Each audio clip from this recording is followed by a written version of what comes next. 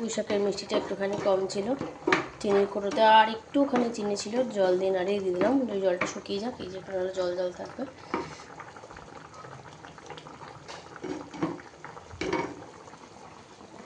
এটাও মোটামুটি ঝোল হয়ে এসছে, আর একটু ঝোল কমবে। মেয়ে যেহেতু পুঁই শাক খাবেন না, তাই ওর একটু মাছের ঝোল লাগবে, ঝোলটা আরেকটু ফুটুক।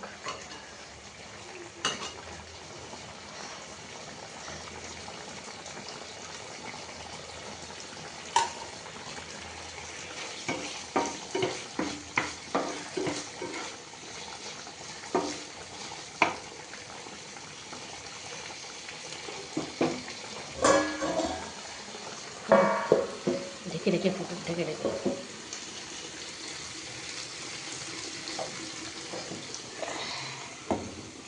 বন্ধুরা এবার কিন্তু আমার হয়ে গেছে, এখানে আমি পুরোটা নামিয়ে নিতে পারবো। হাজব্যান্ডের এতক্ষণ করে রান্না হয়ে খাওয়াও হয়ে গেছে। পুজো দিতে আজকে আমার 1 ঘন্টার বেশি লেগেছে, 1.25 ঘন্টা কি 1.5 ঘন্টা লেগেছে।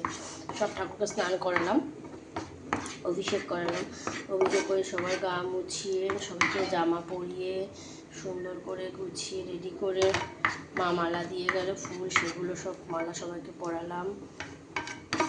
তারপরে এমনি ওদের যে মালা কিনেছিলাম, ওই বিয়ের মালাগুলো আর কি, সেই মালাগুলো পরালাম। ওরা রোজ পরে থাকে। এই দেখো না কি সুন্দর হয়েছে, আহা সুন্দর লাগছে। বলবে মা তোমার থেকে আমাকে একটু চিংড়ি মাছ দেবে?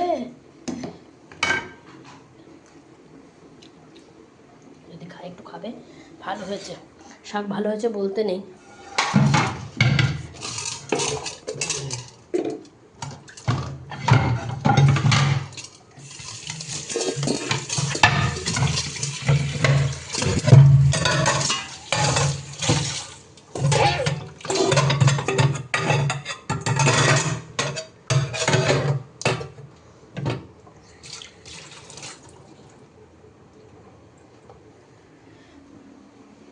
তো বন্ধুরা এবার মনে হচ্ছে আশা করি হয়ে গেছে।